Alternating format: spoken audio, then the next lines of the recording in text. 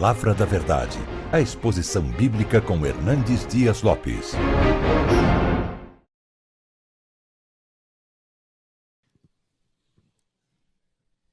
Meus irmãos, eu gostaria de, nesta manhã, conversar um pouco com vocês sobre um assunto que hoje é um assunto tenso, é um assunto complexo, é um assunto onde não tem existido unanimidade entre pastores, onde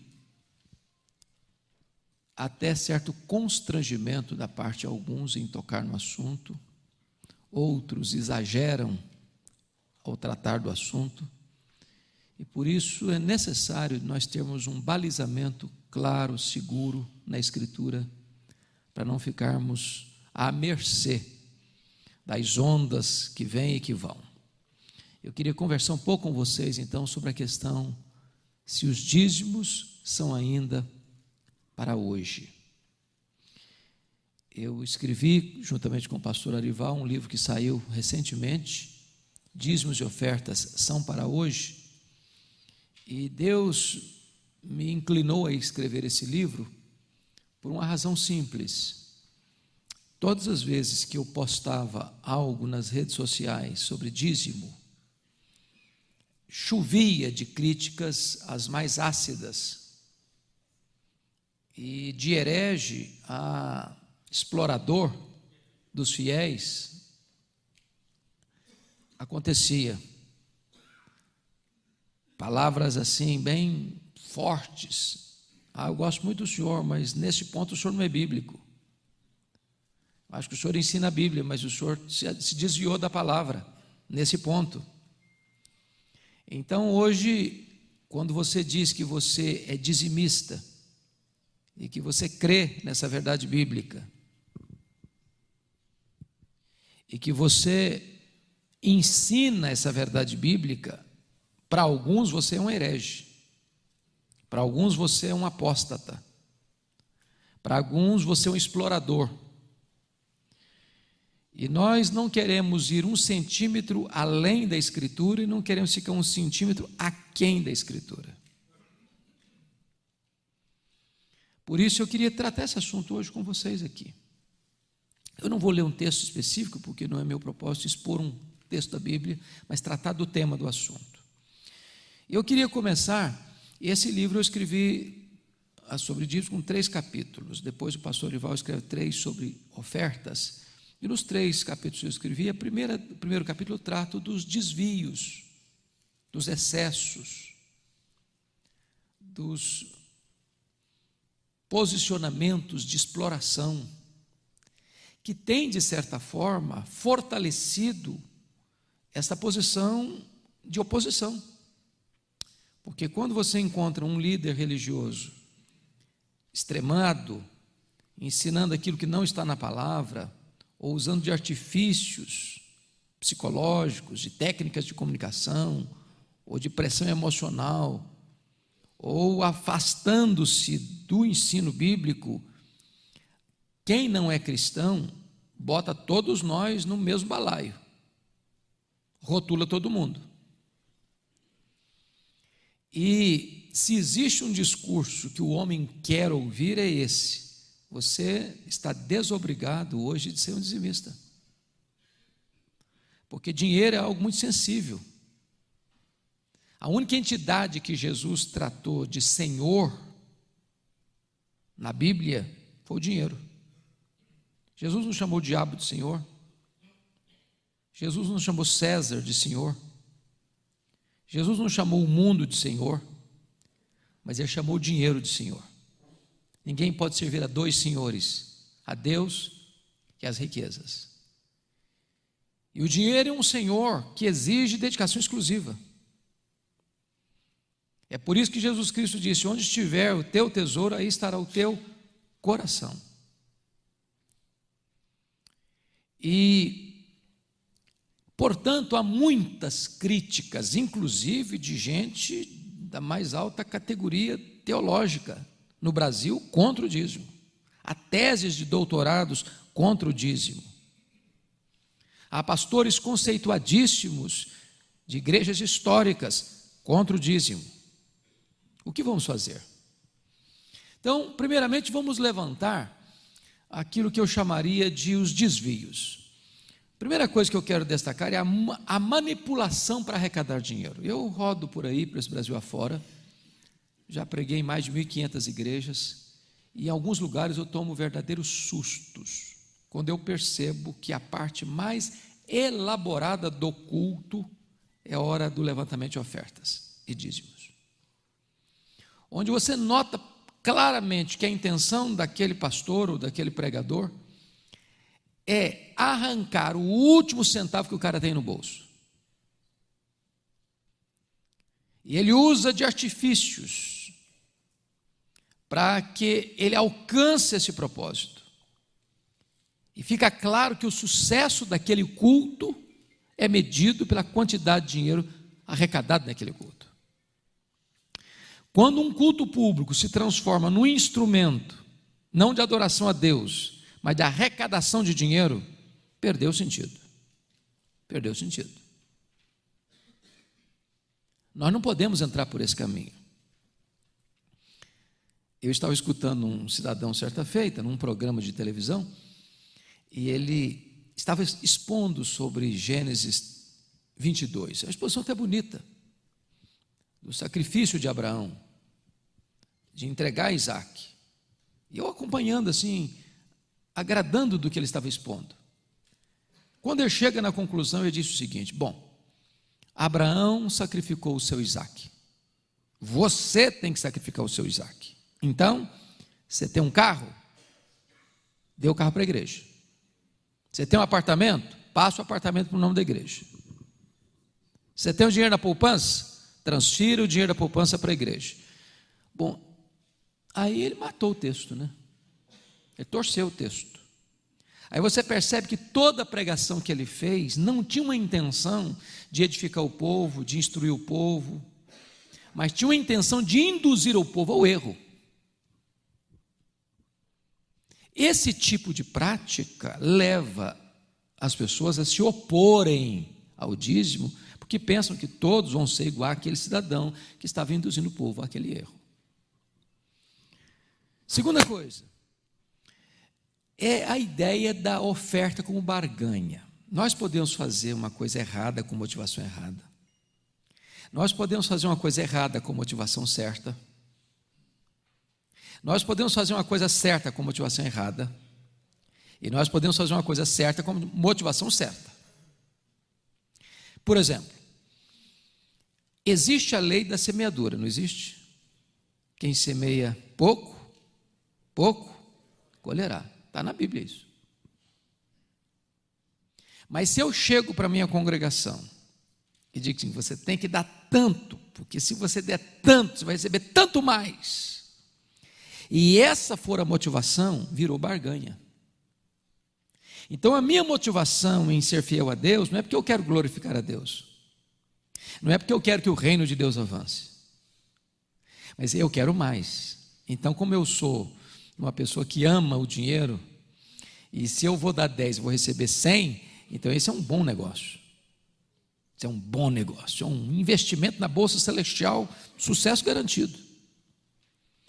Você está fazendo a coisa certa, mas a sua motivação não está boa. Virou negócio. E isso nós não podemos fazer. Temos que fazer a coisa certa, com motivação certa. Você não entrega o dízimo prioritariamente para ter mais, porque se você está fazendo isso, você está amando o dinheiro, você está amando o lucro. Seu projeto aí não é amar a Deus e glorificar a Deus e ver a obra de Deus avançar. Então, esse negócio de barganha com Deus, você vai dar tanto, e se você der tanto, você vai receber tanto mais, e aí induz o camarada o seguinte: você quer ficar rico, você quer crescer, você quer ter mais coisa, faça isso. A motivação não está boa, mesmo fazendo a coisa certa. Terceira coisa que eu acho que tem visto por aí afora: falta de transparência no trato com o dinheiro arrecadado. Vocês conhecem hoje igrejas que são empresas. onde o patrimônio é do pastor, onde tudo que entra é do pastor, onde o que entra ninguém sabe quanto entrou e nem para onde foi. Esse tipo de prática nós não podemos concordar. Não está de acordo com a Escritura.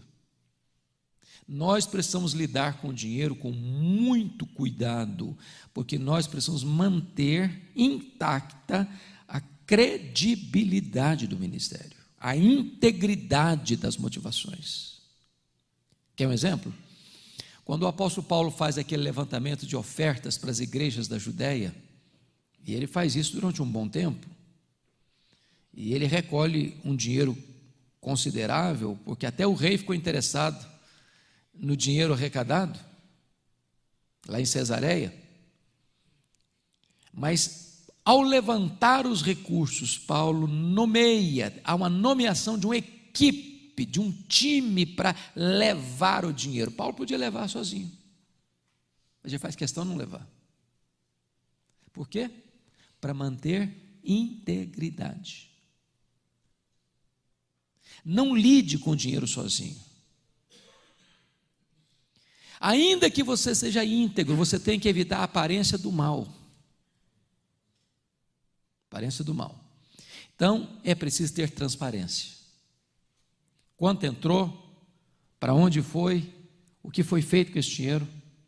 Qualquer pessoa, nós não fazemos isso, eu conheço o nosso sistema, mas eu acho que você deve ter a mesma prática. Se uma membro da igreja precisar chegar na tesouraria da igreja, eu gostaria de saber como é que está. Nós temos condições de dar relatório de cada centavo que entrou e para onde o dinheiro foi. Integridade. Quarta coisa que eu tenho visto é o problema, infelizmente hoje, do desengavetamento das indulgências com novas roupagens. É triste isso, mas está na mídia, todo dia, toda hora. Então, nós estamos voltando ao período do misticismo. Se vendia uma lasca da cruz de Cristo, lá na Idade Média, e alguém já fez um cálculo que se juntar todas as lascas da cruz de Cristo que foram vendidas, dava a construir a Arca de Noé. A multiplicação da madeira. Então hoje as pessoas estão vendindo rosa ungida, lenço ungido, toalha suada, e por aí afora. Até tijolo para construir a Nova Jerusalém já estão vendendo. Esse tipo de prática é que gera, de certa forma, essa resistência, essa oposição, porque botam todos na mesma fila. Nós não podemos entrar por esse caminho. Bom, o que eu tenho notado ainda é a questão da armadilha que se usa para pegar o dinheiro das pessoas, do medo, da culpa e da ganância. Se você não entregar, Deus amaldiçoa a sua vida. Se você não entregar, você vai estar debaixo de maldição. Você não entregar, você vai ficar pobre. Você vai para o inferno, ou você vai ficar capengando na vida. E não obstante, a desobediência traz grave risco mesmo. Nós não precisamos usar truques de ameaças dessa forma, de pressão psicológica, para levar a pessoa à obediência. Nós podemos e devemos ensinar a Bíblia, nem mais, nem menos, nem adocicando a mensagem, nem exagerando a mensagem, restringindo-nos ao ensino bíblico. Tenho visto hoje igrejas chamadas empresas, onde o púlpito é um balcão, onde o evangelho, às vezes até diluído, é um produto, onde os crentes são consumidores, onde o templo é uma praça de negócios, onde o vetor que move tudo é o lucro. Para fechar, o que eu tenho visto por aí é o problema hoje do mercadejamento da palavra. É tratar pregadores e cantores como astros de cinema. É a tietagem evangélica. Isso é um pecado grave e nós não podemos entrar por esse caminho. É o cachê que o cara cobra para pregar ou para cantar. E eu penso que todos vocês imaginam da mesma forma, nós devemos aprender a ser generosos. Mas eu entendo uma coisa, se você convida um pregador e ele exige, eu vou, mas eu cobro tanto para pregar, na minha opinião, ainda que você tivesse o propósito de dar uma oferta maior, você deve desconvidar essa pessoa. A motivação não está boa. Nós não podemos fazer do evangelho um comércio. Deixa eu lhe dar um exemplo assim engraçado de uma experiência que eu tive. Eu estava pregando nos Estados Unidos, numa igreja de um colega meu lá de Vitória. E ele é uma pessoa muito espirituosa, muito engraçada, e ele convidou um da época dos estrelas da música gospel para ir lá. Aí ele ligou para o cidadão aqui no Brasil e disse: meu irmão, eu gostei tanto que você viesse participar conosco de uma programação especial da igreja, e etc, etc, etc. E o irmão respondeu: aleluia, eu vou com o maior prazer. Com um detalhe: primeiro, eu quero 2 passagens de primeira classe. Segundo, eu quero que você me bote no hotel 5 estrelas. Terceiro, eu quero um carro de luxo no aeroporto à minha disposição. Quarto, eu quero que você deposite antecipadamente $10.000. Quinto, eu quero que você tenha o compromisso de vender tantos CDs. Aí o pastor disse assim para ele: irmão, eu estou encrencado para atender você. Primeiro, porque não tem hotel 5 estrelas na minha cidade. Eu sou pastor de uma cidadezinha do interior aqui, próximo à grande cidade, mas não tem hotel 5 estrelas na minha cidade. Segundo, que eu não tenho um carro de luxo para te levar te deixar no aeroporto à sua disposição. Terceiro, que eu não tenho $10.000 para botar na sua conta agora. E quarto, porque eu já perdi a vontade de te convidar.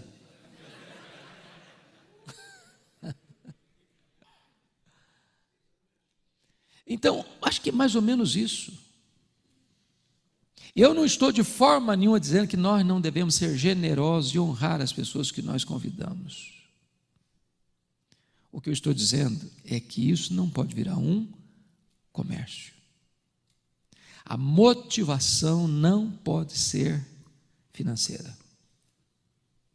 E nós temos que vigiar o nosso coração, porque o nosso coração é desesperadamente corrupto. Motivação certa. Bom, quais são hoje as principais críticas que se fazem à prática contemporânea do dízimo? Primeira crítica: o dízimo é da lei cerimonial. A lei cerimonial foi abolida por Cristo. Logo, eu estou desobrigado de ser dizimista. Como é que nós vamos responder uma crítica dessa? Primeira coisa, o dízimo não é apenas da lei cerimonial, até porque ele não é da lei cerimonial, ele foi instituído por Deus muito antes da lei ser dada. O primeiro registro claro de dízimo na Bíblia é Abraão.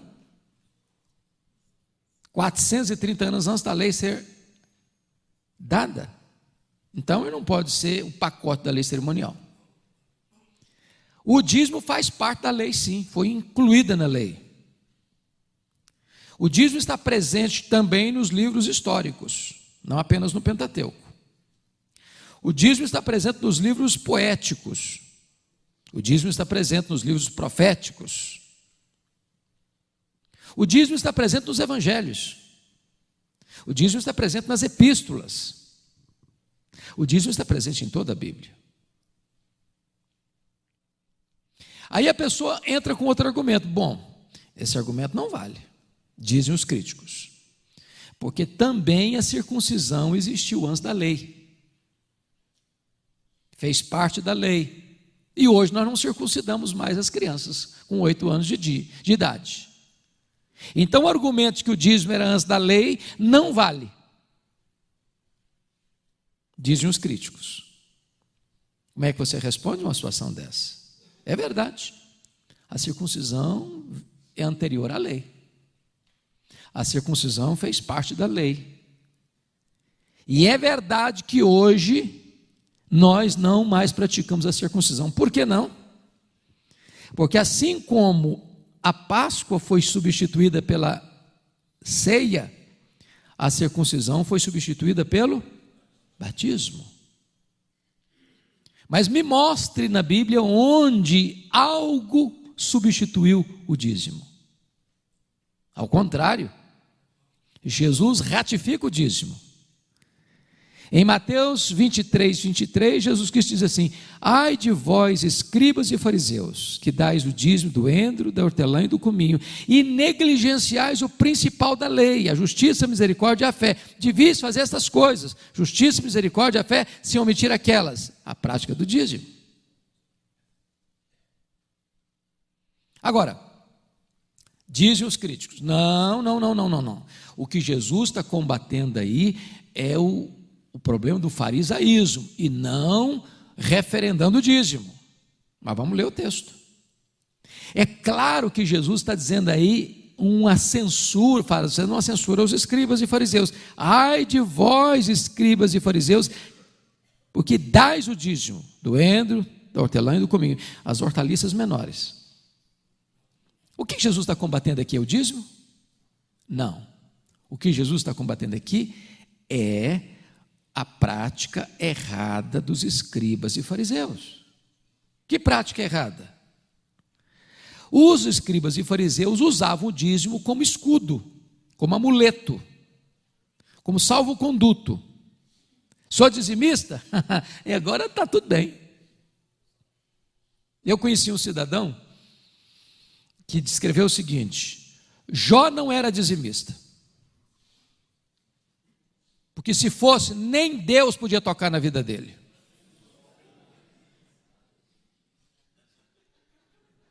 O cara é forte.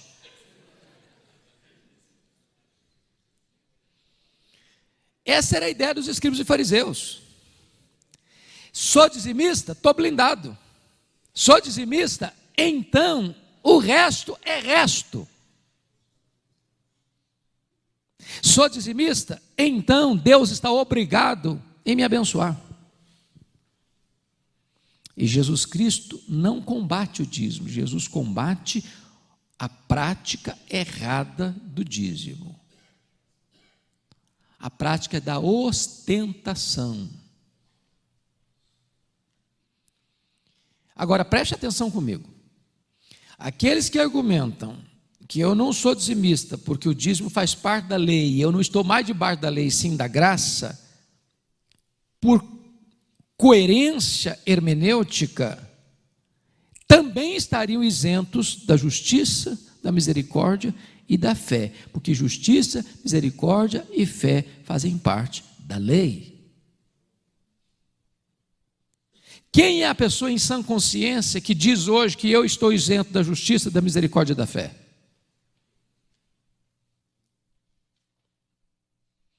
Jesus arremata o argumento em Mateus 23, diz o seguinte: devias fazer essas coisas, vocês estão negligenciando o principal da lei, justiça, misericórdia e fé. Mas ao fazer essas coisas, justiça, misericórdia e fé, vocês não estão isentas das outras coisas, a prática do dízimo. Então não é uma coisa ou outra, é uma coisa e outra. Logo, Jesus não combateu o dízimo, Jesus ratificou, confirmou a prática do dízimo no Novo Testamento.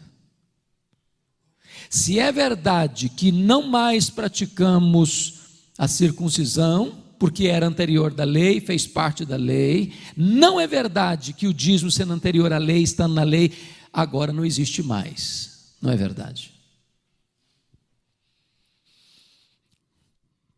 Outro argumento que se usa: o dízimo era para sustento dos sacerdotes e dos levitas. Hoje não tem mais sacerdotes e levitas, logo nós estamos isentos de entregar o dízimo.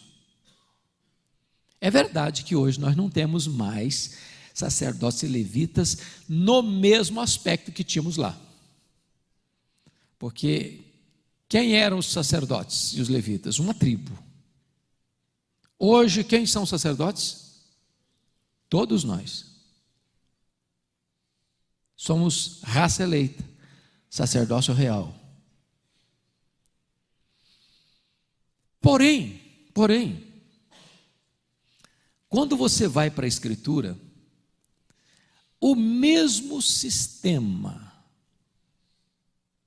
de contribuição para os sacerdotes e levitas, que eram os dízimos e as ofertas, o apóstolo Paulo referenda o mesmo modelo para os obreiros agora do Novo Testamento. Se não, vejamos. Abra sua Bíblia aí em 1 Coríntios capítulo 9. Olha aí o que ele está escrevendo sobre esse assunto.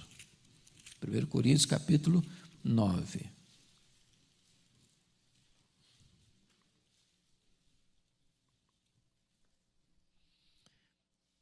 A partir do versículo 7 até o versículo 15, ele faz a seguinte argumentação: quem jamais vai à guerra à sua própria custa?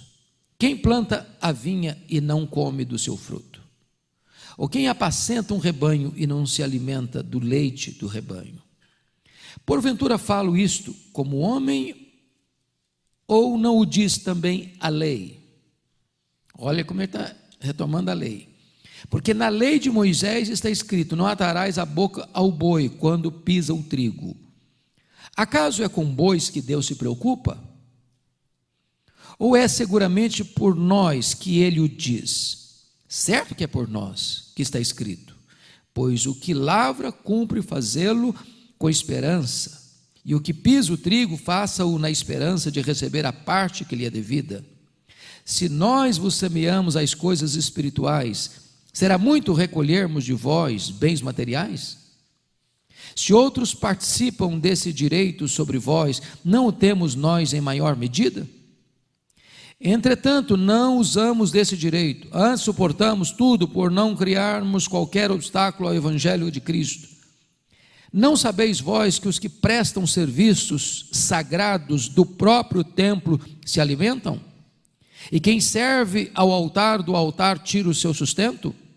Assim também ordenou o Senhor aos que pregam o Evangelho que vivam do Evangelho. Se você notou, Paulo está pegando aqui exatamente a maneira como se sustentavam os sacerdotes na lei, para dizer que esse mesmo modelo é praticado e deve ser usado como referencial para sustentar os obreiros no Novo Testamento. Então, nós não temos mais sacerdotes, até porque Abraão pagou dízimo a quem? Melquisedeque. Jesus é sacerdote de que ordem? Da ordem dos levitas? Não. Jesus é sacerdote da ordem de Melquisedeque. E se Abraão pagou o dízimo a Melquisedeque, nós, filhos de Abraão, pagamos o dízimo a quem? Aquele que testifica que vive. Jesus Cristo, Hebreus 7:8. Então notem vocês que o Novo Testamento não é contra, ao contrário, o Novo Testamento referenda e ratifica e fortalece a tese do dízimo. Outro argumento que as pessoas usam para contrariar o dízimo: eu não sou dizimista, dizem o seguinte: é porque o dízimo era para o sustento do templo, e hoje nós somos o templo. Ok, é verdade que o dízimo era para sustento do templo. Por isso, não entregar o dízimo, Neemias 13 diz que é desamparar a casa de Deus. E aí você lembra Joel, o livro de Ageu, que quando o povo retornou do cativeiro, eles começaram a construir o templo, depois houve um embargo legal lá por parte de oposição, e eles pararam a construção do templo no meio do caminho, e começaram a construir casas para eles, apaineladas, casas chiques, casa bonita, e a casa de Deus ficou desamparada. Aí Ageu entra no negócio, dizer que eles estavam fazendo errado. E ele diz o seguinte: se você não é fiel a Deus, devolvendo a Deus o dízimo, e desamparando a casa de Deus, entra um princípio aí. Você é como receber um salário e botar num saco furado. O que você deixa de entregar, que é de Deus, querendo reter indevidamente para você, é a mesma coisa de botar num saco furado. Vai vazar. Vai vazar. Ele disse: se você também trouxer sobra para Deus, Deus vai só para isso, porque Deus não é Deus de resto. Deus não é Deus de sobra. Deus é Deus de primícias. Agora veja mais, o dízimo não era só para o templo, nem só para os sacerdotes e levitas, não. Para quem mais era o dízimo no Velho Testamento? Para as viúvas, para os órfãos, para os estrangeiros. Então, se lá na antiga aliança, que era uma ênfase centrípeta, para dentro, quanto mais o dízimo é necessário hoje, quando a igreja vive uma realidade centrífuga para fora. Não só para construir templos, para sustentar missionários, não só na pátria, mas além fronteiras, e também para assistir os necessitados. O princípio permanece. Então, uma crítica que não faz sentido. Outra crítica que as pessoas fazem: eu não sou dizimista, porque não entregar o dízimo, segundo Malaquias 3, acarreta em maldição. Vós, a nação toda, sois amaldiçoados, porque a mim me roubais. Mas Jesus já levou a minha maldição sobre a cruz. Então, essa pregação aí é inócua hoje. Se Jesus já levou a minha maldição sobre a cruz, eu não estou mais debaixo de maldição, não sendo dizimista. É verdade que Jesus levou a nossa maldição sobre a cruz, é verdade. É verdade. É verdade que quem está em Cristo não está debaixo dessa maldição condenatória. Mas também é verdade que quando um crente peca, seja por ignorância, seja por rebeldia, ele está sujeito às consequências do seu pecado. E mais, o pecado de um crente é mais grave, é mais hipócrita e é mais danoso do que o pecado de um incrédulo. Porque o crente peca contra o conhecimento, o crente combate o pecado em público e às vezes o pratica em secreto. E quando um crente peca, isso é um escândalo no céu e um escândalo na terra. Logo, essa crítica aqui também não tem fundamentação.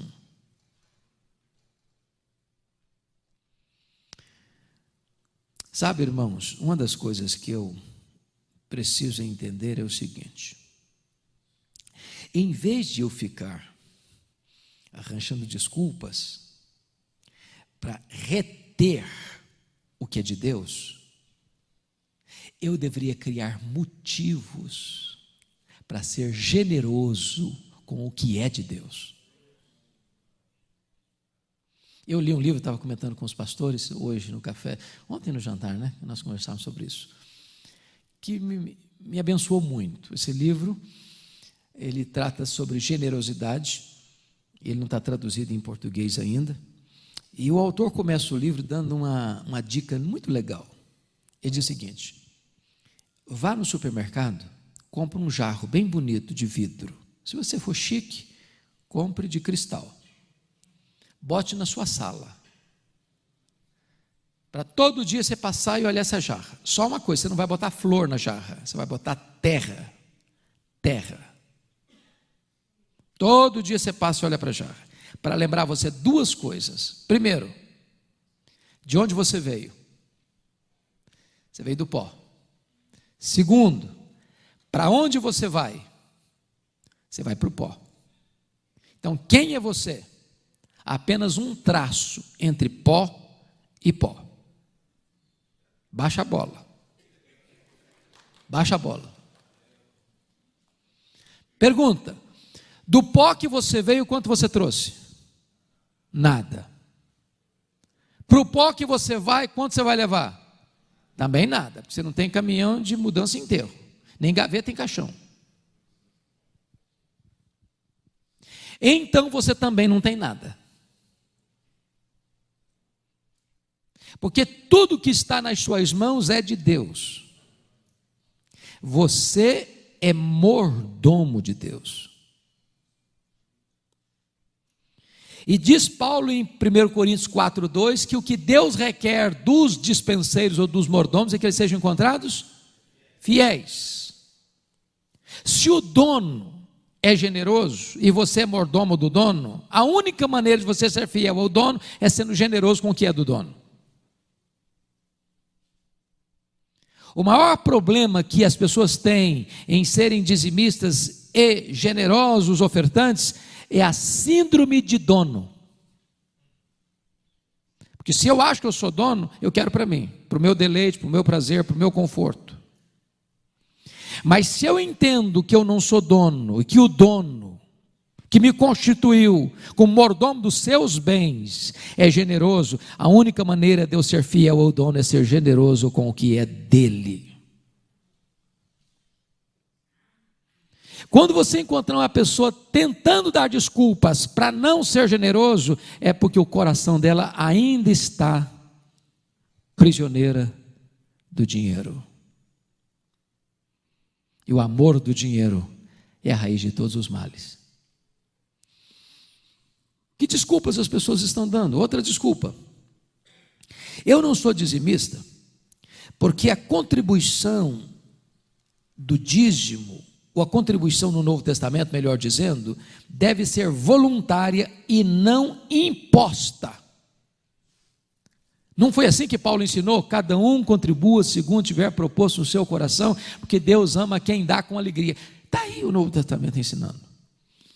Mas pegar esse texto de 2 Coríntios 9:7 e aplicar para o dízimo é ferir a hermenêutica sagrada. Porque Paulo não está tratando de dízimo.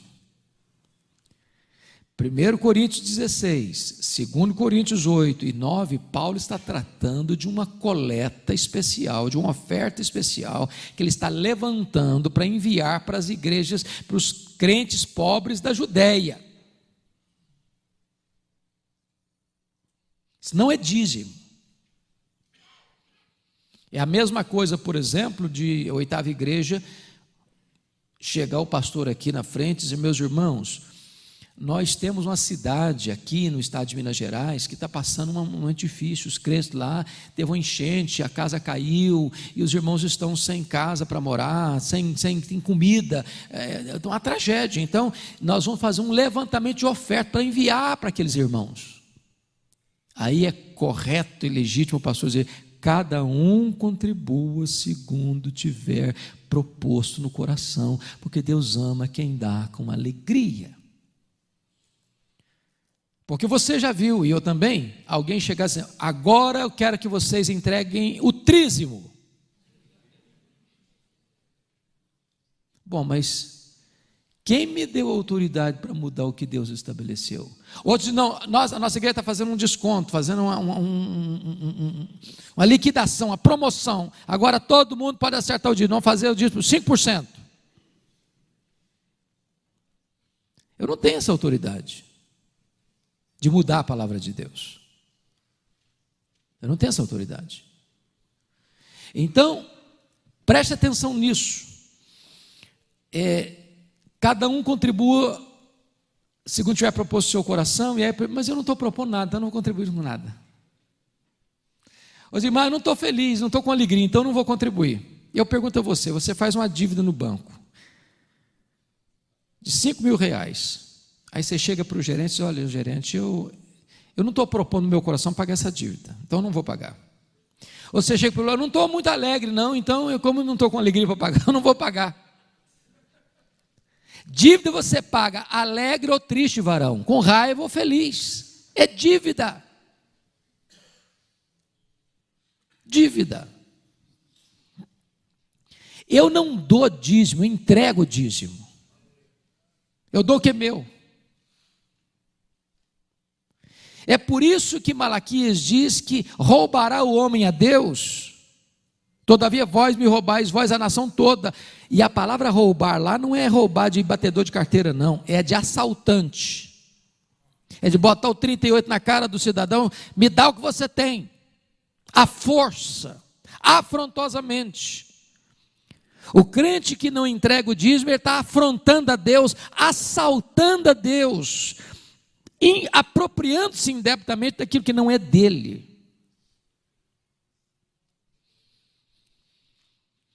Outra pessoa chega e diz o seguinte: bom, eu não sou dizimista, porque o dízimo tem sido usado para construir templos, e Jesus nunca mandou construir templos.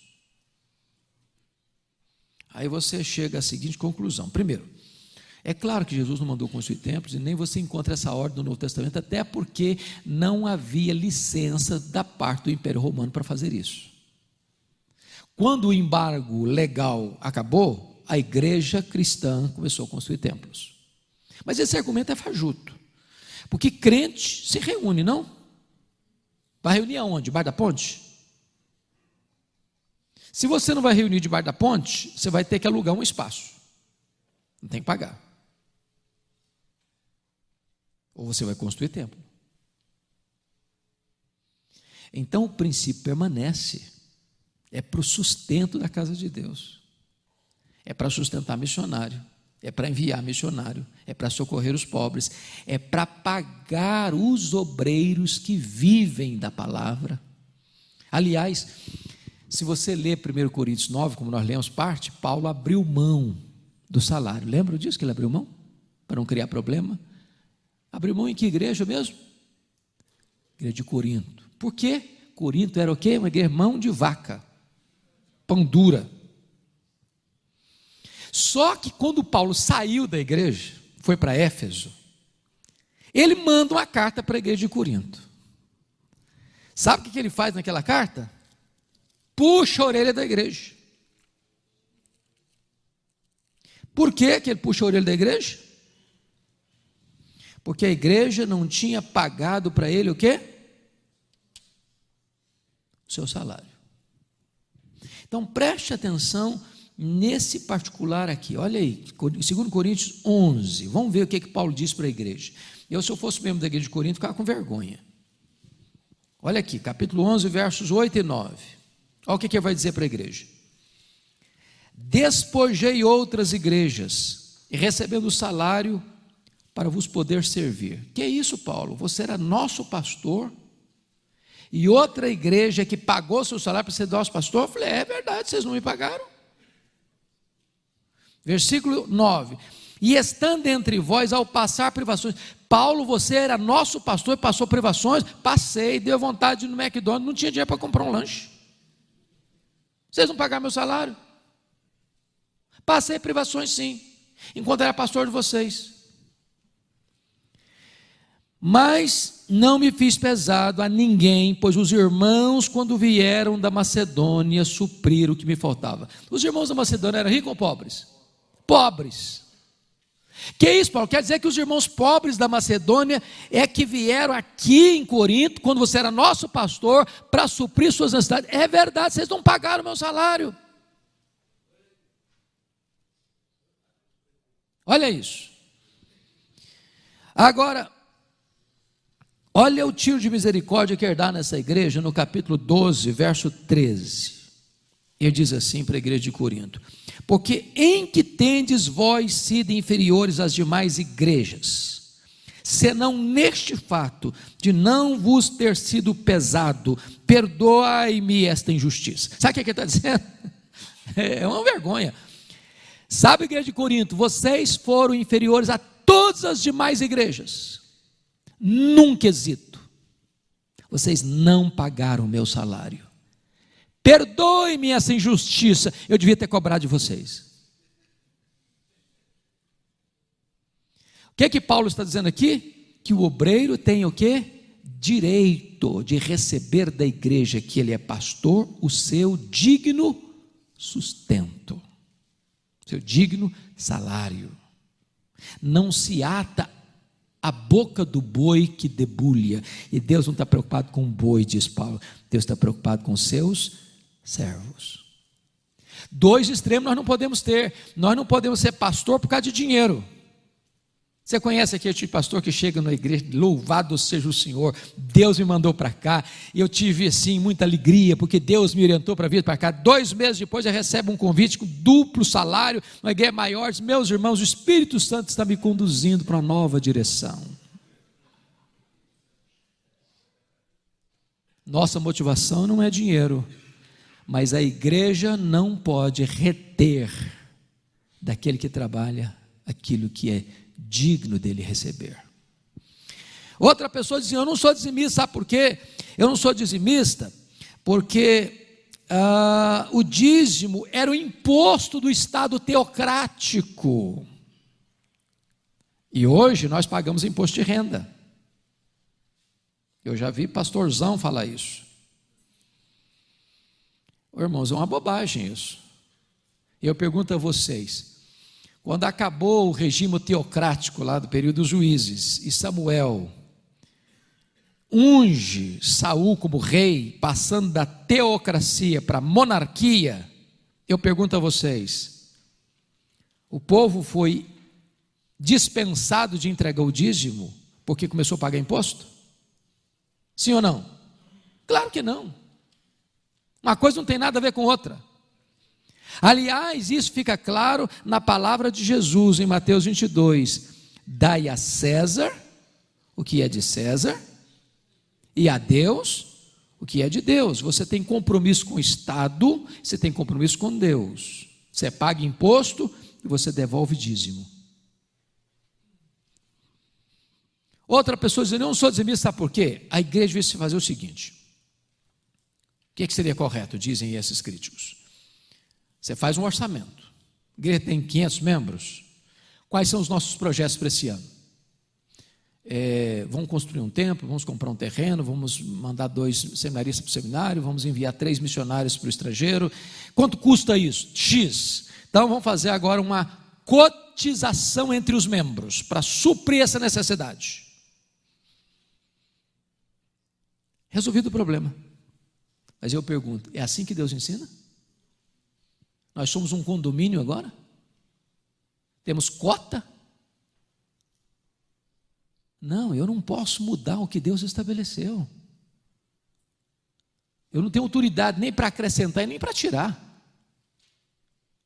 Isso pode ser pragmático, isso pode ser funcional, mas não é bíblico. Até porque, irmão, sabe quem tem mais dificuldade de entregar dízimo? Não são os pobres, são os ricos. O cara que recebe 100 prata por mês, 100 mil reais por mês, ele tem uma dificuldade de entregar 10 mil. Eu falei: mas é muita grana. Aí o irmãozinho que recebe um salário mínimo, 900 e poucos reais, ele vai lá e entrega 90. Não, eu não sou dizimista, não, eu sou ofertante. Ok. Eu gosto de lembrar do Jacó Silva. Os mais de cabelinho branco aqui lembram do Jacó Silva. Jacó Silva diz o seguinte: antes de você dar um presente, favor pagar a dívida.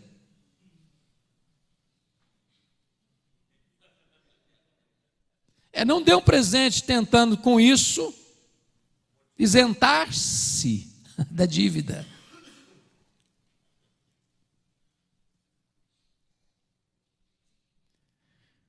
Bom, queridos, outro chega e diz assim: ah, pastor, eu não sou dizimista não. Sabe por causa de quê? Porque no Novo Testamento, não é igual no Velho Testamento. No Novo Testamento, 100% é de Deus. Argumento assim, muito espiritual. Mas a resposta que você pode dar é o seguinte: mas no Velho Testamento também 100% era de Deus. Quando que algum tempo da história deixou de ser isso?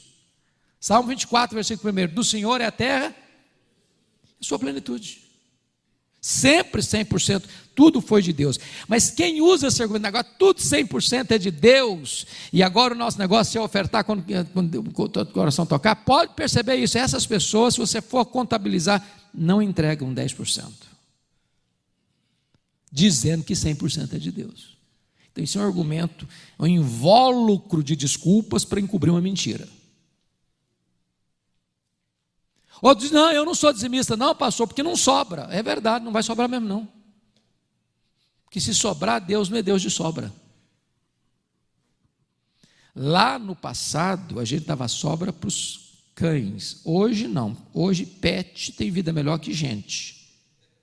Se gasta mais dinheiro com cachorro e gato hoje no Brasil que com criança. Mas a Bíblia diz, honra o Senhor com o quê? Com as primícias de toda a tua renda. Então é primícia, não é sobra. Dito isto, irmãos,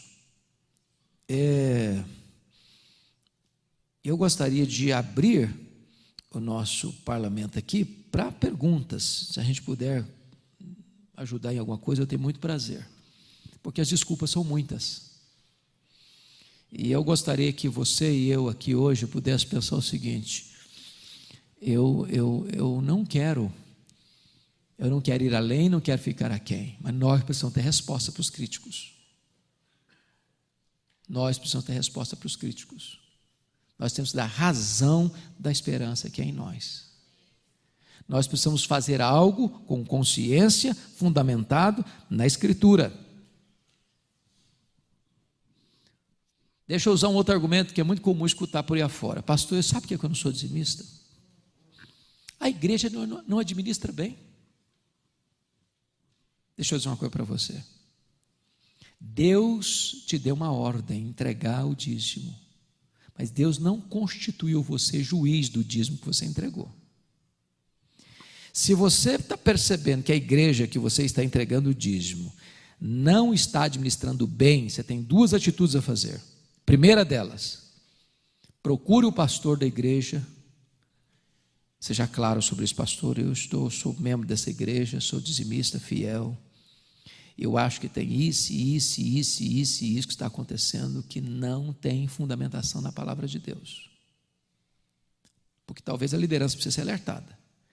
Mas se você percebeu que você é membro da igreja, é um fiel dizimista, e esse dinheiro não é honestamente administrado, que está sendo desviado para a conta bancária de alguém, ou para o luxo de alguém, e não atendendo à demanda que a Escritura diz, você tem o compromisso de dizer, muito obrigado, eu estou indo para uma outra igreja que leve a palavra de Deus a sério. Tem hora que sair de uma igreja é uma necessidade. Você não sai de uma igreja porque teve um escândalo. O irmão de tal cometeu um pecado grave. Se alguém cometeu um pecado grave, se trata à luz da Escritura, na disciplina bíblica. Mas eu não posso ficar num lugar onde a palavra de Deus não está sendo ensinada com fidelidade. Com fidelidade. Pois bem, está aberto então. Essas duas cadeiras aqui é para quê, meu santo? Eita, chique, hein? Então vou sentar de cá. Bom, irmãos, temos algumas perguntas que vão vir pela internet também. Então os irmãos que estão na internet também podem fazer. Obviamente que vai chover um monte de perguntas e eu só vou poder selecionar algumas. Não sei se os irmãos já fizeram algum tipo de pergunta ao longo da palavra do pastor, se ficou alguma dúvida nesse tipo de assunto. Se houver, a gente vai dar preferência para responder esse assunto, que é um assunto que o pastor está tratando agora. Do contrário, a gente pode responder depois também algumas outras perguntas. Como diz o pastor Jeremias, você pode perguntar o que quiser, né? E ele responde também o que quiser também. Que puder. Então, e que puder, né? Então, vou recolher os pedidos, as perguntas. Deixa eu ver aqui que já estenderam. E vou selecionando aqui aos poucos. Tem alguma aqui? Aqui, por favor. Obrigado. Já preencheu? Não. Tem que me dar várias aqui, porque se eu deixar de ler alguma, não parece que é marcação, né, gente? Beleza.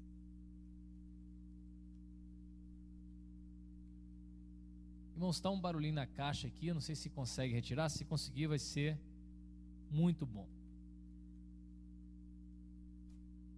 Pastor, pergunta: é lícito manter um obreiro no exercício do serviço cristão, sabendo que ele não é dizimista?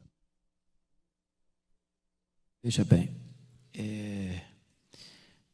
está escrito lá na lei que os sacerdotes recebiam os dízimos e que o sacerdote devia dar o dízimo dos dízimos recebidos. Em outras palavras, o sacerdote, o levita que recebia os dízimos das tribos, eles também eram dizimistas. O obreiro precisa ser exemplo. Exemplo.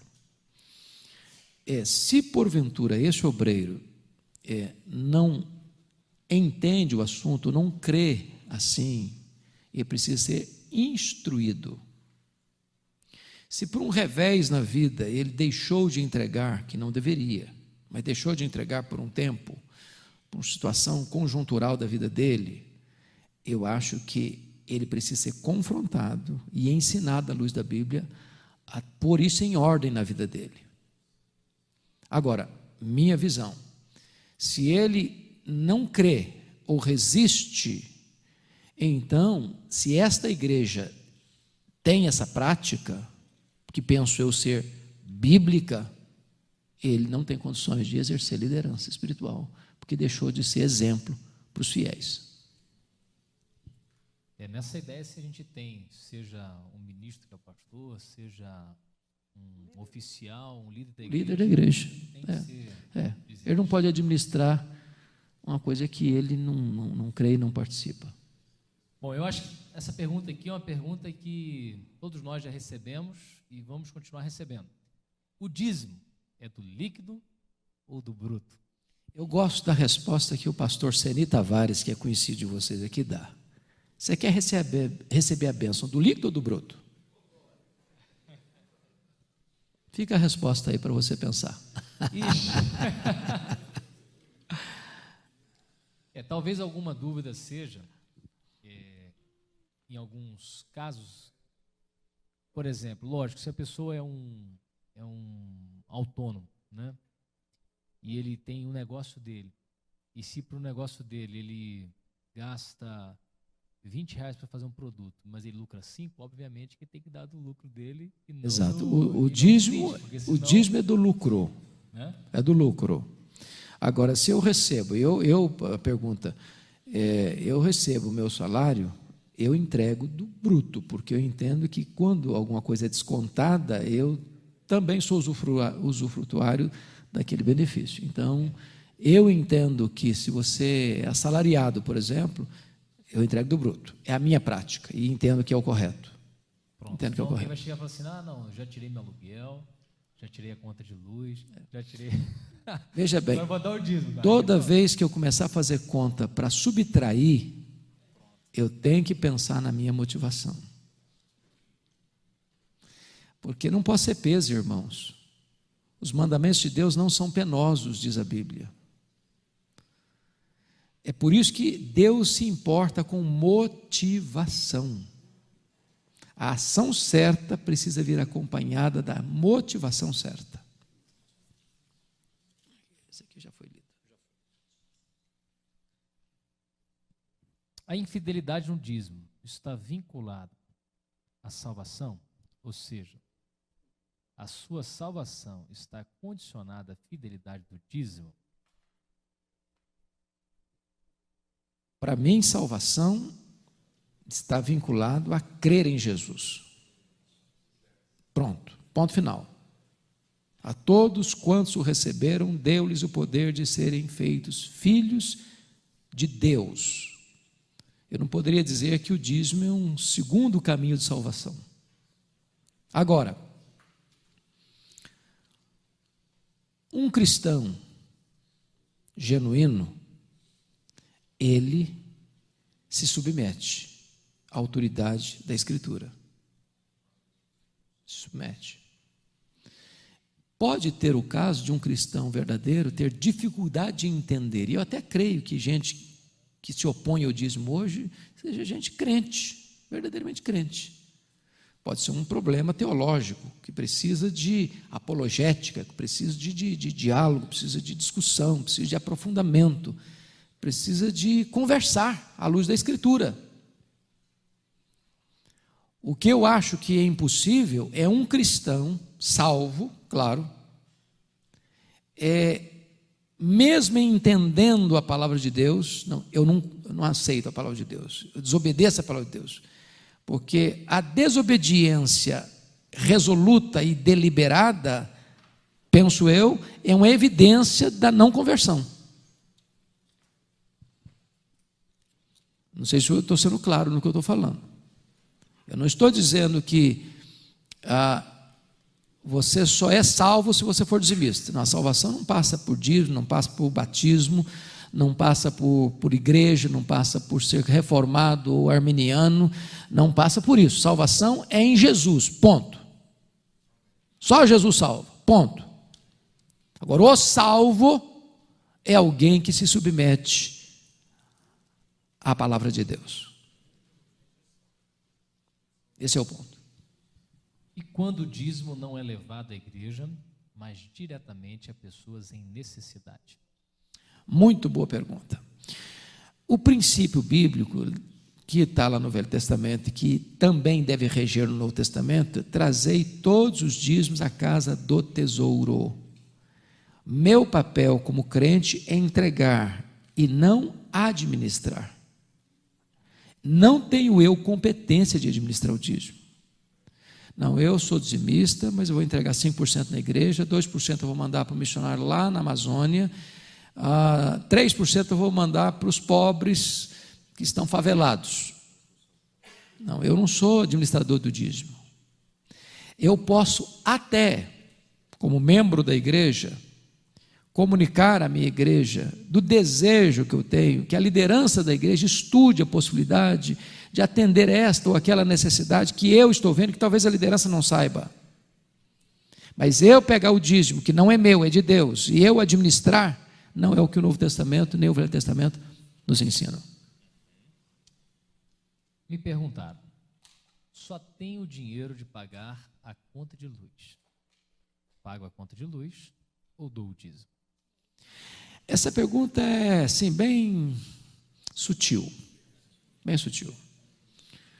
Porque o que está por trás dessa pergunta é o seguinte: primeiro eu, depois Deus. E o que a Bíblia me ensina: primeiro Deus, depois eu. Porque é uma matéria de fé. É uma matéria de fé. É primícia. Primícia não é o que sobra, primícia é o que vem primeiro. A minha experiência é o seguinte: muitas vezes eu entreguei o dízimo e não fechava a conta do mês. Mas como eu creio que Deus é o meu provedor, eu entrego dele e ele cuida do resto. E nunca faltou. Eu creio assim. A Bíblia ensina assim. Honra o Senhor com as primícias. Ele é o Deus da provisão. A nossa confiança não está na provisão, a nossa confiança está no provedor. Amém. E ele continua sustentando, né? A gente tem visto o azeite multiplicar na nossa vida muitas vezes. Me dá uma parte aqui. Irmãos, eu não sei quanto a vocês, qual é a prática de vocês, mas experimentem a ser generosos. Experimentem a ser generosos. Veja lá na sua igreja, lá na sua parentela, alguém que esteja necessitado, mas não espere pedir, não. Tome a dianteira e dê uma oferta. Eu tenho visto coisas lindas na minha vida como resultado disso. Olha, Deus não Deus não fica em dívida com ninguém. A Bíblia diz que quem dá o pobre a Deus empresta, e Deus não fica em dívida com ninguém. A alma generosa prosperará. Prosperará. Então, comece essa prática. Oferte. Ensine a sua esposa, o seu marido a ser generoso. Ensine os seus filhos a serem generosos.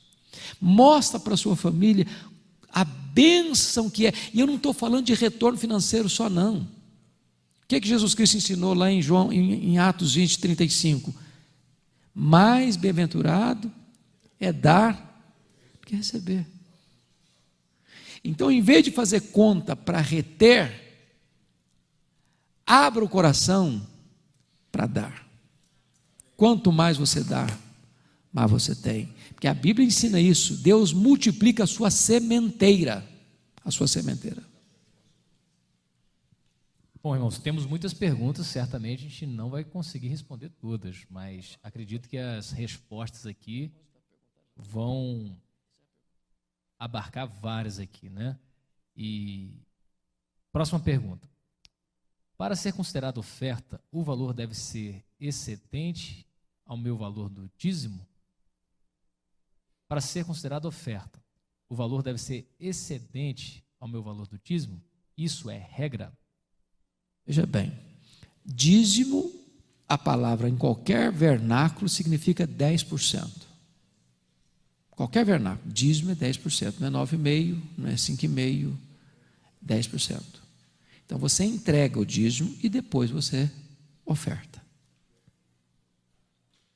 É claro que se você está entregando uma oferta inferior ao dízimo, você não está entregando a oferta, você não está pagando a dívida. Porque primeiro você paga a dívida, depois você oferta.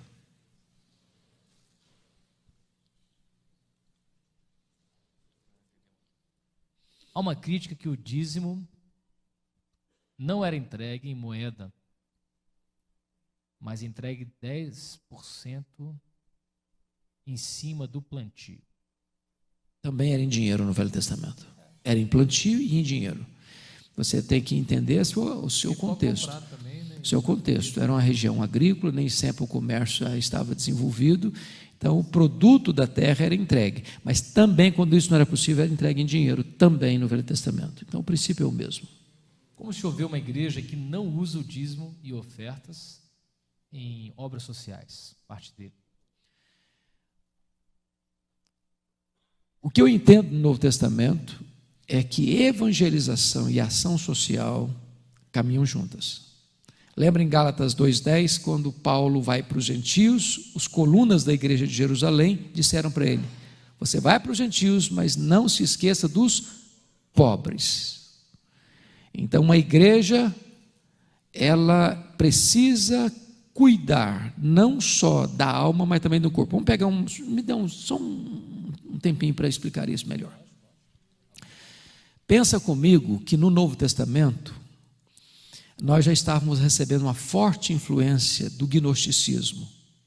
O gnosticismo é um concubinato entre a filosofia grega e a religião judaica, e a fé judaica. Qual o problema do gnosticismo? O dualismo grego. Matéria é má, espírito bom. Com isso, não se acreditava em 3 doutrinas básicas do cristianismo: a criação, a encarnação e a ressurreição. Bom, isso gerou um problema duplo na igreja primitiva que Paulo denuncia em Colossenses. Primeiro, ascetismo. Segundo, licenciosidade. Se o meu corpo é mau, não vale nada, não presta para nada, então vou castigá-lo. Ascetismo. Se o meu corpo não conta, então deixa eu usá-lo à vontade. Licenciosidade. Essa filosofia gerou o ascetismo da Idade Média, dos mosteiros. Essa filosofia gerou, mais tarde, lá na Alemanha, o pietismo. Estou interessado na sua alma. E nós até usamos, tantas almas foram salvas. Salvou a alma, que se dane o corpo, que vai morar debaixo da ponte, que passe fome, que passe frio no inverno, e que os demais me aqueçam nesse inverno, os demais, não precisa falar o resto. Então, não é a visão bíblica. Jesus andou por toda parte, ensinando, pregando e curando. Ele cuidou do corpo, cuidou da alma. Uma igreja cristã precisa ser também generosa. Se a igreja não está usando parte dos recursos que entram, que são de Deus, para assistir os necessitados, essa liderança precisa ser exortada com amor, na verdade, para que faça isso. Ok. Bom, isso aqui eu acho que é bem simples de responder. Além do meu salário fixo, é correto dizimar as ofertas que ganhei de minhas ministrações? Duas coisas. Nós usamos com muita frequência o substantivo dízimo passando para verbo. Não é legal. Eu não devo usar a palavra dizimar. Vá para o dicionário e veja o que significa dizimar. É matar, é destruir. Então não vá para o púlpito da sua igreja falando, meus irmãos, nós temos que dizimar. O cara aqui não sabe o que é, vou sair correndo aqui, eles vão me arrebentar todo mundo aqui. Então, dízimo é uma coisa, dizimar é outra coisa. Então você nunca use no seu púlpito, irmão, nós temos que dizimar. O visitante vai sair desesperado da sua igreja. Se nós entendemos que o que nós recebemos é graça e tudo é graça, devíamos sim. Eu acho que devia dar até mais, já que é extra, né? Se a generosidade devia ir além de sempre fazer a conta para mais, não para menos. Esse é o ponto do coração generoso. Isso mesmo. Bom, um comentário que tem na internet, eu acho que vale a pena responder, porque ele é sutil também e carrega aqui uma compreensão errada. É o seguinte: nenhum crente no planeta se submete completamente aos mandamentos de Jesus. Se seguirmos o raciocínio do pastor, ninguém é cristão. Silogismo falso. Porque veja bem, está se admitindo aí que nós podemos obedecer parcialmente, que nós estamos matriculados na escola da desobediência e que nós devemos levar a sério, mas não tão a sério assim. Isso não é cristianismo, não é isso que a Bíblia me ensina. Não é isso que a Bíblia me ensina. O que a Bíblia me ensina é que eu sou um pecador, que eu sou falho, que eu tenho deficiências. Mas a limitação não está na palavra, está em mim. Eu sou exortado a obedecer, a ser fiel. A ser fiel. Agora, eu não posso com isso criar uma desculpa, não. Você pode ser crente meia boca, mas tá bom. Porque não dá para ser crente mesmo, não. Então, minha boca serve. Não serve. Não serve. O propósito de Deus em nós é nos transformar de glória em glória na imagem de Jesus. E o nosso projeto é sermos parecidos com Jesus. Para isso Deus nos predestinou. Sermos conformes à imagem do seu Filho, até atingirmos a varonilidade do varão perfeito. Esse é o nosso propósito. Não é puxar para baixo, é caminhar para cima. Sede vós perfeitos, como perfeito é o vosso Pai Celeste. Mateus 5,48. E uma dica, se for casado ou casada, experimente dizer isso para o marido ou para a esposa, para ver o que vai dar. É necessário a identificação do dizimista e a leitura dos nomes deles em púlpito? Não, penso que não. Essa para mim é uma prática ostentatória perigosa. Eu já vi igreja onde bota lá um hall, lá na porta de entrada do templo, com o nome dos dizimistas e o valor que foi dado. Eu acho que isso é ostentação e um laço do diabo para o orgulho. Você pode botar o nome no envelope? Pode, deve, não tem problema nenhum. A igreja precisa saber. Agora, fazer propaganda disso, porque isso gera concorrência. Fulano de tal, o maior dizimista da igreja. Então, continência para ele. Bobagem isso, irmãos. Sabe por quê? Lembra de Jesus, no pé do gasofilácio, vendo as pessoas entregar? Vinha gente com grande soma de dinheiro, veio uma viúva, 2 moedinhas. Aqui não dá para comprar nem um pão na padaria. Ela ofertou mais, porque Deus vê como nós, como diferente de nós. Nós olhamos quantidade, Jesus vê fidelidade, integridade. É por isso que nós não podemos permitir que uma igreja seja ostentatória na questão do dízimo. Isso é cair no farisaísmo. Sabendo que ministérios, vou tentar interpretar aqui, sabendo que ministérios têm deturpado os princípios e as motivações, por que avança o tamanho e números, embora espiritualmente enfraquecidos? Como podemos relacionar a defesa de Gamaliel, de Atos 5, 33, 39, possivelmente aquele texto que diz, se é do Senhor, vai prosperar? Por que eles prevalecem, mesmo usurpando do povo? Essa é uma pergunta interessante. Veja bem, primeiro, não é verdade que só as coisas de Deus crescem e o errado não cresce. Partindo desse pressuposto, o islamismo está corretíssimo, que é a religião que mais cresce hoje. O kardecismo também está certo, porque cresce.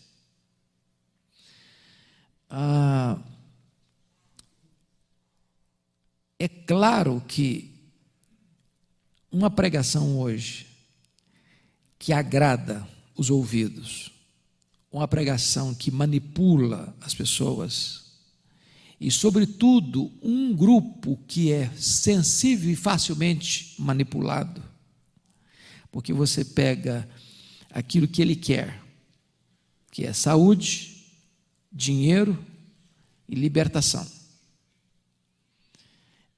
Numa religião sincrética como a religião brasileira, uma cultura híbrida como a cultura brasileira, isso vai atrair gente. Mas deixa eu lhes dizer algo, e eu acho que vocês já estão começando a ver isso. Isso tem prazo de validade. Isso vai chegar uma hora de ressaca, e está chegando. Está chegando. As igrejas sérias, que pregam com fidelidade, que amam uma pessoa, não o que ela tem no bolso, estão sendo porto seguro dessas pessoas, decepcionadas, feridas, machucadas, exploradas. Então, o erro vai ser desmascarado. A luz prevalece nas trevas e as trevas não prevalecem sobre a luz. A mentira vem à tona, o engano vem à tona, mau caratismo vem à tona, a motivação errada vem à tona. Deus não permite que a verdade seja envergonhada pela mentira. Então, pode ter certeza disso, esse sucesso, ele é temporal, mas ele vai ser desmascarado, se não aqui, diante do tribunal de Deus. Amém. Quando vemos Paulo falando sobre coleta para ajudar os crentes pobres, por que ele não usou do dízimo? Bom, a pergunta é subjetiva. Eu não posso dizer por que Paulo não usou a palavra, porque eu não estou no coração, na mente do Paulo.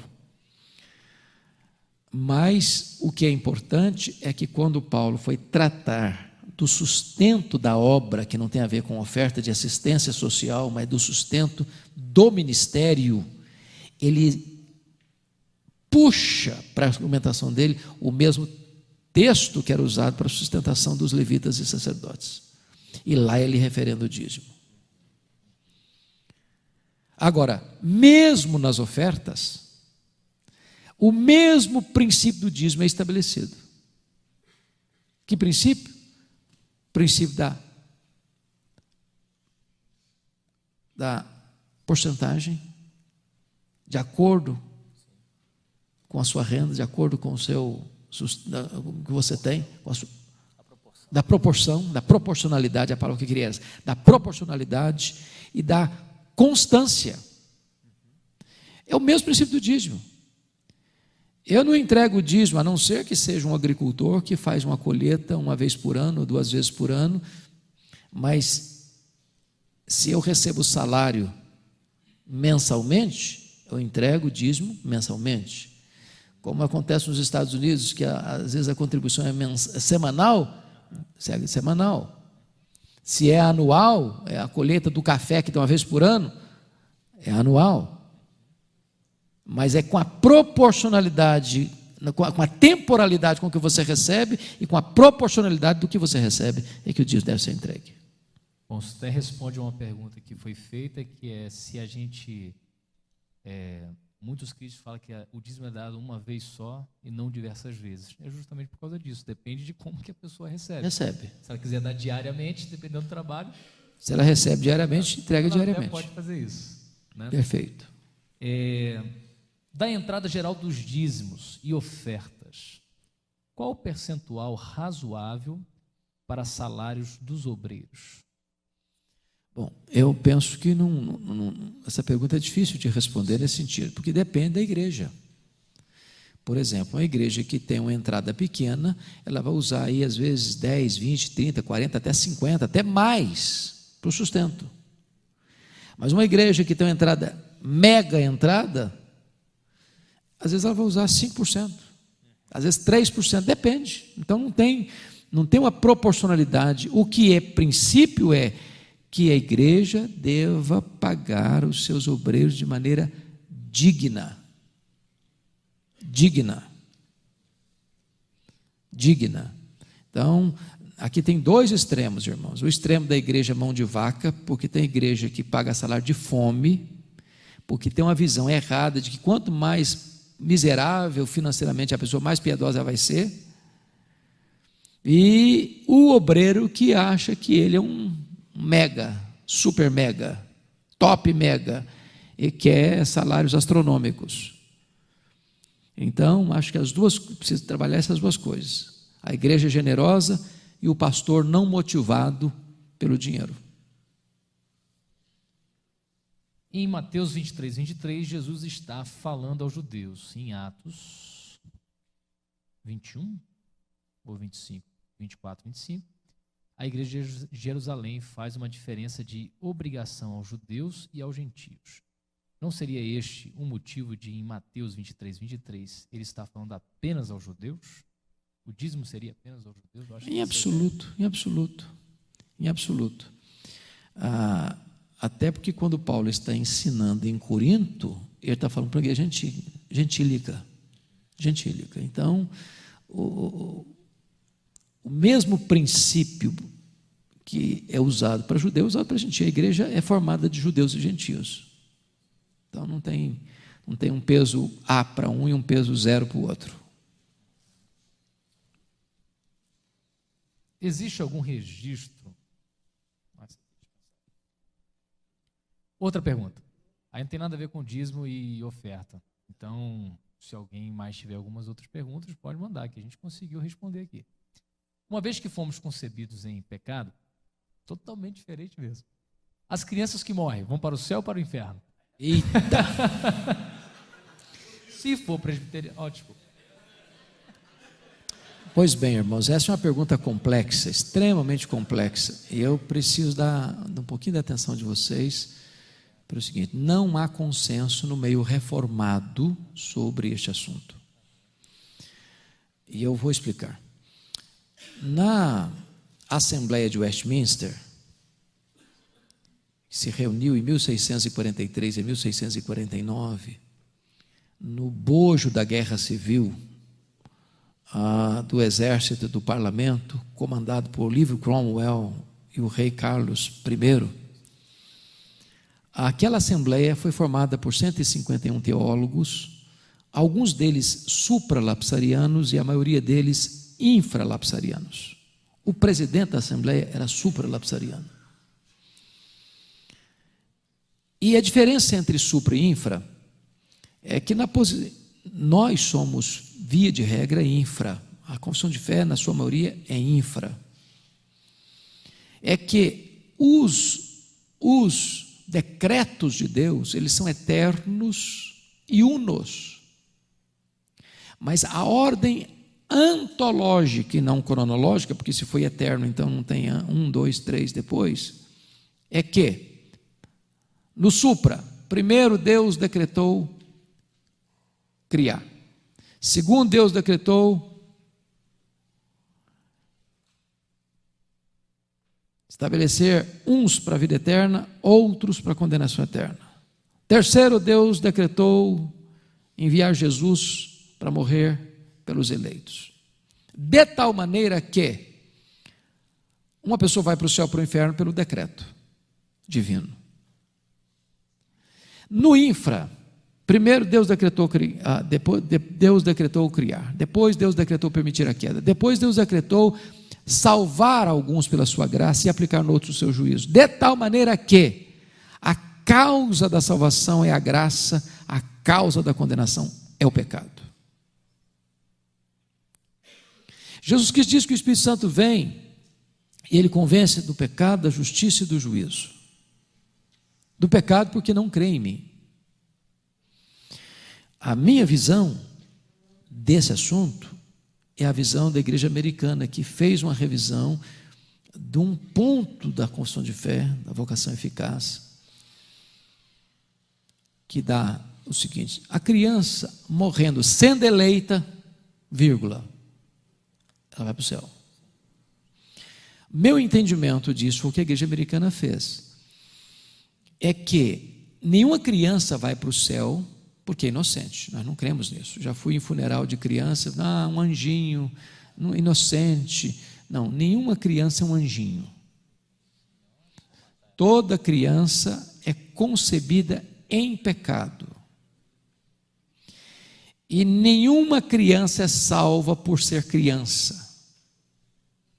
O que eu creio é que nenhuma criança morre sem que Deus saiba. E que, não tendo ela a condição de responder ao Evangelho, que o Espírito Santo regenera essa criança. E eu não creio, portanto, em condenação de criança ao inferno. Só fechando. Só fechando. Eu creio sim que quando Deus sabe que uma criança vai morrer e Deus sabe todas as coisas, ele aplica nela a obra regeneradora. Mas a criança não sabe nada. Nem você, que é adulto. A regeneração, nós somos 100% passivos. Nós temos consciência na conversão. Conversão tem dois elementos: arrependimento e fé.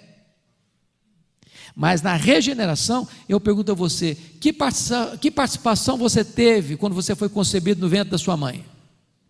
Nenhuma. Você tinha consciência? Também não. Assim nós não temos consciência nem participação nenhuma de nada na regeneração.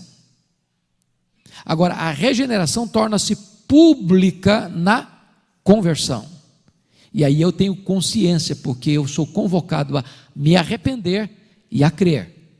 Muito embora o arrependimento e a fé também não vem de mim.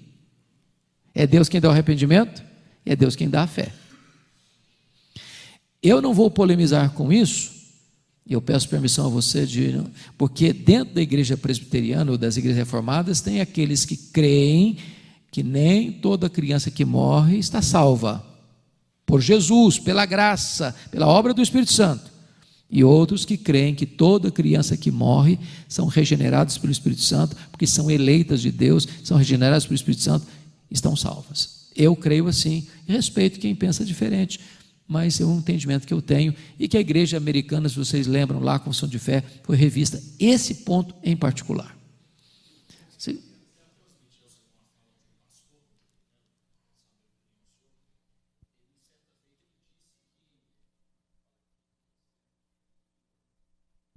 Repetindo, eu quero transmitir ao senhor uma fala de um pastor.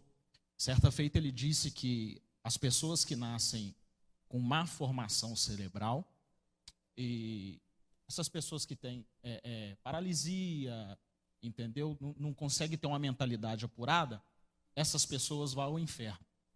Ele falou isso recentemente. Gostaria de saber a opinião do senhor a respeito disso. Essas pessoas vão para o inferno, ele falou? Eu acho que é uma opinião dele, e é uma opinião completamente furada. Não tem base nenhuma na palavra de Deus. Ao contrário, eu penso que imagine você um ser humano que nasce com síndrome de Down ou qualquer síndrome, vai ser uma eterna criança. Eu entendo o contrário. Eu entendo exatamente o contrário dele. Essa é uma doutrina espírita, muito bem falado. Isso é karma. Isso não é espiritismo. Então é exatamente o contrário. Exatamente o contrário. Tem um texto interessantíssimo em Isaías que fala que até os loucos não errarão o caminho. Então, já combate isso daí, né? Uma pergunta importantíssima, ainda mais com a cultura católica que a gente tem. Essa daqui. Qual a sua opinião sobre suicídio e a relação disso com a condenação eterna? Muito boa essa pergunta, irmãos. Deixa eu dizer uma coisa para vocês. Eu escrevi um livro sobre esse assunto. E se vocês ainda não leram esse livro, eu não sou de fazer propaganda de livro meu, mas eu gostaria de sugerir a leitura a vocês que são pastores por uma razão muito simples. O suicídio é um dos maiores problemas sociais do mundo. Você deve saber disso. Há mais suicídios no mundo do que assassinatos. Mais pessoas se matam do que são mortas. Para cada suicídio que é divulgado na imprensa, tem 10 que não são divulgados. Por não entendermos bem esse assunto, você está vendo com muita frequência crentes se matando, pastores se matando. E entra uma grande angústia na alma do povo. O que é que está acontecendo? Então, eu quero ser breve, porque o tempo aqui não nos permite. Esse talvez fosse um assunto de um outro encontro nosso, outra mentoria. Pode ficar agendado se você quiser. Preste atenção nisso. A maior causa do suicídio, o suicídio tem muitas causas, mas a maior é a depressão. Tem causas, problema financeiro, problemas passionais, terminou o namoro, terminou o noivado, terminou o casamento, falência financeira, problemas de saúde, radicalismo religioso, um segredo de Estado que a pessoa guarda e com medo de ser presa e ser torturada, ela não aguenta e conta e vai botar em risco a vida de milhares de pessoas, chamado de suicídio patriótico, etc, etc, etc. O ponto é o seguinte: o ensino, isso é lá da Grécia Antiga, se cortava a mão de quem era suicida. Até recentemente não se sepultava um suicida num cemitério cristão. O ensino romano, católico romano, é que todo suicida é discípulo de Judas Iscariotes. Então preste atenção, o suicídio não tem defesa, nem filosoficamente, nem moralmente, nem teologicamente, nem biblicamente. Nós devemos ser 100% contra o suicídio. Porém, afirmar que se uma pessoa comete suicídio e já está no inferno, é ir além do que a Bíblia ensina. E o ponto que eu quero destacar é este: depressão é um assunto pouco entendido na igreja cristã, por duas razões. Primeiro, na linha neopentecostal, você tem T.L. Osborne, que é um evangelista conhecido no mundo inteiro. E ele ensina que depressão é demônio. Então, a pessoa está deprimida, ela está endemoniada ou, no mínimo, oprimida pelo demônio.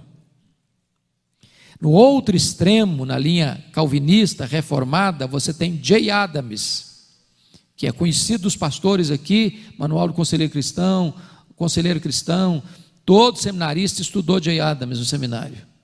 E ele diz que depressão é pecado. Então vamos entender isso aqui. Depressão pode ter a ver com demônio? Pode. Você que é pastor já lidou com tanta gente vindo do ocultismo aí, depressivo, porque está lidando com demônio. Depressão pode ter a ver com pecado? Pode. Você lê lá o Salmo 32, 51, 38, você vê Davi deprimido por causa do pecado. Mas a pergunta é: um crente cheio do Espírito Santo pode ficar deprimido? E a resposta é sim. Eu estava dando uma palestra aqui em Belo Horizonte certa feita, e quando eu fiz essa pergunta, é possível um crente cheio do Espírito Santo ficar deprimido? Levantou uma jovem no auditório e disse: isso é um absurdo, é impossível. Eu olhei para ela e disse: minha filha, como é que você me explica então um crente cheio do Espírito Santo precisa de óculos, ter miopia? Um crente cheio do Espírito Santo entupiu uma veia do coração e deu um infarto nele, ia morrer. Um crente cheio do Espírito Santo tem uma gastrite. Por que que daqui para baixo é uma coisa, daqui para cima é outra? Enquanto a igreja evangélica não entender que depressão é uma doença, que precisa ser tratada com remédio, com terapia e com fé, nós vamos ver, espiritualizado, nós vamos ver crentes se matando. Porque se você já leu sobre depressão, depressão pode levar a pessoa ao suicídio, se não for devidamente tratado. Judas Iscariotes não foi para o inferno porque suicidou. Judas Iscariotes foi para o inferno porque não era convertido. Ele nunca foi regenerado. Eu não sei qual é a sua visão teológica, mas o que nós entendemos, o que eu creio, é que uma vez salvo, salvo para sempre. Eu não creio nesse negócio de estar salvo de manhã e estar perdido à noite, tá? Ser filho de Deus de manhã e ser filho do diabo à noite, está indo para o céu de manhã e está indo para o inferno à noite. Deus bota no livro da vida e tira do livro da vida. Então, o que eu estou dizendo para você, eu não estou fazendo apologia do suicídio não, pelo amor de Deus, não me entenda mal, não estou fazendo mesmo, é uma tragédia o suicídio. O que eu estou lhe dizendo é que uma pessoa crente pode ficar doente, e se não for tratado, ele pode chegar, ele não deve chegar, e você sabe disso, tem mitos, o meu livro tratou exatamente sobre isso, suicídio, causas, mitos e prevenção. Mudei o título do livro agora, não desista de você, porque estava carimbado demais o título suicídio, a pessoa não chegava, não, ficava com medo de comprar, porque carimbava a vida dela. Mas tem mitos, se uma pessoa tenta suicídio, não adianta ajudar, 80% das pessoas que se mataram, tentaram suicídio, e quando uma pessoa tenta suicídio, ela está dizendo um grito de socorro, me ajude por favor, porque ele não quer morrer, e só que ele não sabe resolver o problema e pensa que a morte vai ser mais aliviadora para ele do que o sofrimento que ele está passando. Bom, fica por aqui. Isso. Então deixa. Ótimo. Depois a gente vai ter... Como?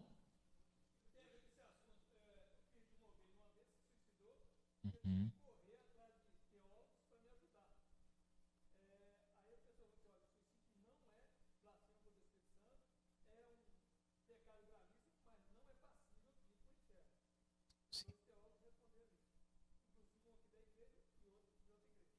Pronto.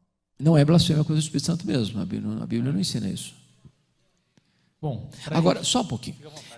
O ponto é o seguinte: imagine se a pessoa que se matou não era crente, vai para o inferno. Óbvio, não creu em Jesus, vai para o inferno. Agora, se essa pessoa era uma pessoa salva, a pergunta é, a crítica é essa: uma pessoa salva nunca suicida. A pergunta é: uma pessoa salva pode ficar doente? E uma pessoa doente, se não tratar, ela pode perder o equilíbrio, perder o siso. Esse é o ponto. Pastor, uma última pergunta e depois uma oração. À vontade. A pergunta pode ser rápida, mas eu acho que é uma curiosidade muito, se é uma pergunta que veio aqui, que é sobre essas coisas do céu, que às vezes a gente sabe muito do que não vai ter, mas não sabemos o que vai ter. E a pergunta é: ao ir para o céu, se a criança foi regenerada e ela morreu, se o feto foi regenerado e ele morreu, se Jesus voltou e eu morri, novo ou velho, como é que fica essa pessoa no céu? É uma boa pergunta. Embora a Bíblia não trate... As curiosidades. Embora a Bíblia não trate para nós de forma clara sobre isso, pensa comigo num embrião. Aborto, foi abortado. Vai ser um feto glorificado? Ou pense comigo no vovozinho que morreu com 104 anos, já de bengalinha. Ele vai ser um vovozinho de bengala no céu? Glorificado? Eu creio, e aí a Bíblia não diz isso, irmãos. Não tem nenhum versículo na Bíblia que você vai encontrar, não, quem morreu feto vai ficar grande, não. O que a Bíblia me ensina é que nós vamos ter um corpo semelhante ao corpo da glória do Senhor Jesus. E aí eu penso que Jesus teve um corpo perfeito, até porque ele morreu com quantos anos? 33 anos. Um corpo perfeito. E nós vamos ter um corpo perfeito. Nem senilidade, nem puerilidade. Nem um bebê, nem um velhinho. Nós vamos ter um corpo perfeito. Varonilidade perfeita. Então, é isso que a Bíblia me ensina, princípio. Mas você não vai encontrar nenhum versículo na Bíblia que se você morreu criança, você vai resultar adulto, se você morreu velho, você vai resultar jovem. A Bíblia não silencia sobre isso. Não, não vai ter briga com o espelho, e nem com a balança.